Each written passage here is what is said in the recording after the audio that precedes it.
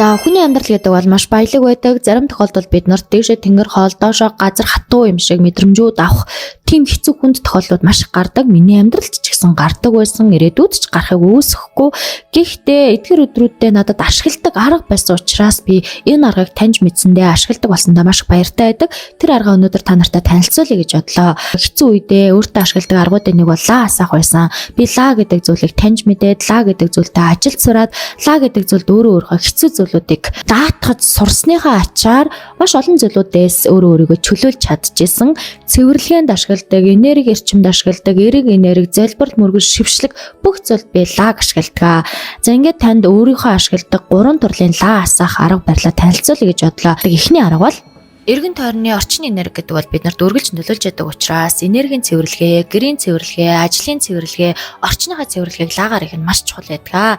Хэрвээ та цэвэрлэгээндээ лага ашиглая гэж бодож байгаа бол шилэн бүрийнхээ тавган дээр сондгоо тоотой лаануудыг тавиад тойрог хэлбэр буюу дугуй хэлбэртэй болгоод дунд нь хүч асааж болно. Эсвэл ган ариун ургамлуудыг асааж болно. Багтаа 30 минут. Эсвэл орчиндөө багтаа 30 минут асааснаар цэвэрлэгээнд ингэж ашиглахад маш үр дүнтэй байдаг. Хэрвээ та ямар нэгэн хүсэл залбирал хэлэх гэж байгаа тохиолдолд, ямар нэгэн ажлаа даатгах гэж байгаа тохиолдолд 3 ширхэг лааны залбирлыг хийвэл зүгээр байдаг. Энэхүү 3 лага пирамид хэлбэртэй буюу гурвалжин хэлбэртэй болгоод голд нь хүчээ асааж болно. Эсвэл арц ган ариун ургамлуудаа эргэн тойронд насаагаад залбирлаа хийлээ. Тэрхүү лага мэдрээд эргэн тойрондоо бас 30-аас дээш минутанд асаавал их зүгээр байдаг. За хамгийн сүүлд нь цэвэрлэгээ болон залбирал хоёрт хоёуланд нь хавсарч ашиглахыг хүсэх юм бол лага нэмэх тэмдэг шиг буюу 5 лагаар баруун зүүн урд ард гэсэн зүгийг төлөөлөн тавиад голд нь нэг лаг тавиад нэмэх тэмдэг шиг ингэж байрлуулж асааснаар гэр орон буюу эргэн тойрны цэвэрлэгч болно. Шившлэг даатгал маш сайн итгэвчдэг учраас лага асаагаад залбирлаа цэвэрлэгээ хийхийг илүүд үзээрэй. Лаа гэдэг бол тэнгэрлэг энергийг өөртөө урин дуудаж байдаг. Мөн залбирал мөрөглийг дээд тэнгэр рүү холбож өгж байдаг, энергийг цэвэрлэж байдаг.